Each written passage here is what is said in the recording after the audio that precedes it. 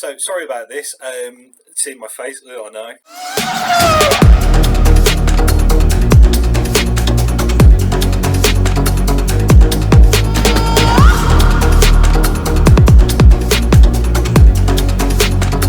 I've got a question from a viewer, and my viewers are great. They actually post real comments, and deserve proper answers. But this was a particularly good one. Is there much difference in clicks and PSI and tool tokens regarding the settings Fox says and what Shockwiz tells you? Depends. So I've had instances where what Fox has or the suspension manufacturer has recommended has been pretty close, and you just tweak it either side and jobs are good and you get a good result. And there are instances where it's so far out actually you can't even use it as a baseline. And a very specific example of that was my Saracen Aerial 50E, where putting in the Fox settings, or the Fox recommended settings in terms of PSI tokens and the compression and rebound set, just really didn't work. The bike was very lackluster and all the rest of it. Went back to basics, started tuning it myself, then used Shockwiz to fine tune it, and actually the result was really good at the end. Because I like quite a poppy bike. Now the problem is with manufacturer recommendations is it has to assume quite a wide ranging level of people and situations and bikes and everything else.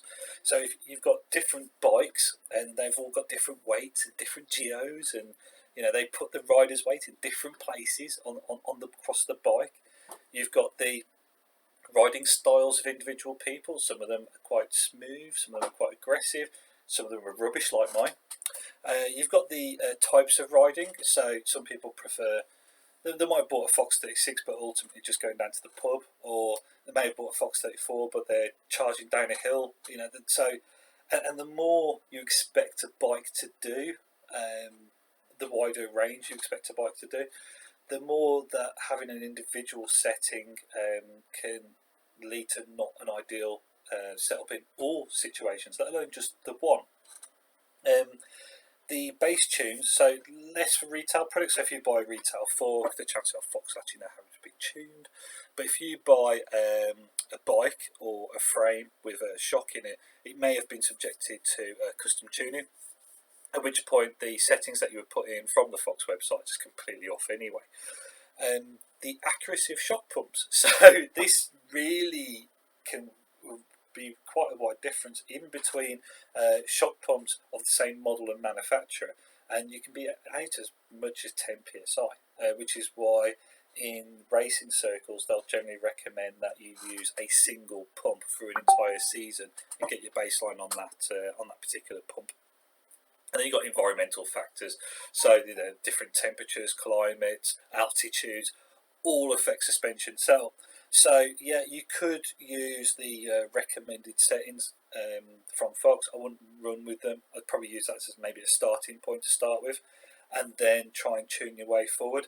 And a device like Shockwiz can really help in that, especially if it's a more complicated fork and shock on a very simple setup. So where you've got like the steel bike I built, it had a DVO JDEX rear shock, coil shock, and a Fox 36 Rhythm with the grip damper.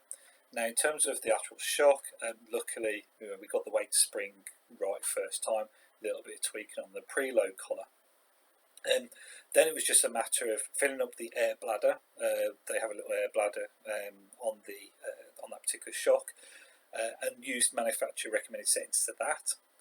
In terms of compression, quite simple. It's either fully open, there's like a firm setting and an off setting almost to help with the pedal platform. And then you're just left with rebound. So we set that up at car park very quickly. Same with the Fox 36. So in terms of token, just put in what I found was good on the Marzocchi Bomber Z1. Pressure, just put in enough to get the sag that I wanted. In terms of the rebound, just did the push down test and got to the springy that I really wanted, and then set compression out to about a third on the dial. Did a run, a few runs. So did pedal up, did a run down. In this case, it was countdown to launch pad. I found the rebound on the coil was a bit too quick, so slowed that down a bit. After that, no matter what we put it through, it was perfect. So 10 minutes in a car park and one run, we had a tuned bike. And if we look at another extreme example, that's probably more of the new Fox Grip 2 products and their X2 shock. Getting the low speed rebound and compression is relatively easy. Getting the high speed rebound and compression is slightly more difficult, and that's where something like a Shockwiz can really help. It means that you can focus on the riding a bit more when you're actually doing the riding testing part. And it will obviously keep an eye on your rebound, your high speed rebound, your high speed compression, and obviously make suggestions on that. In terms of low speed ones, yeah, you can do that in a car park, get relatively close.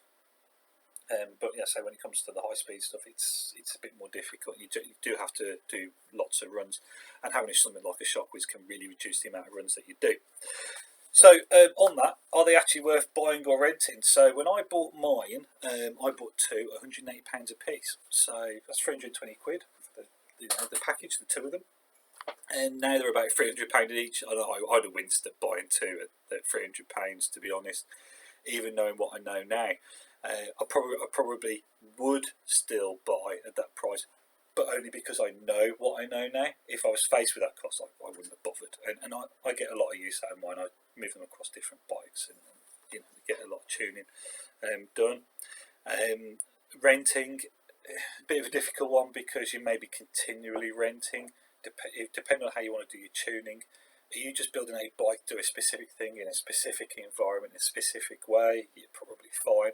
The only thing you need to really worry about is as the fork degrades between services.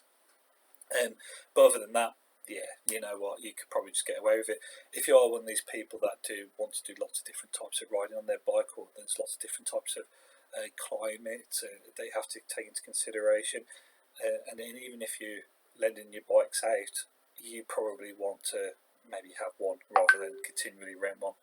But really up to yourselves.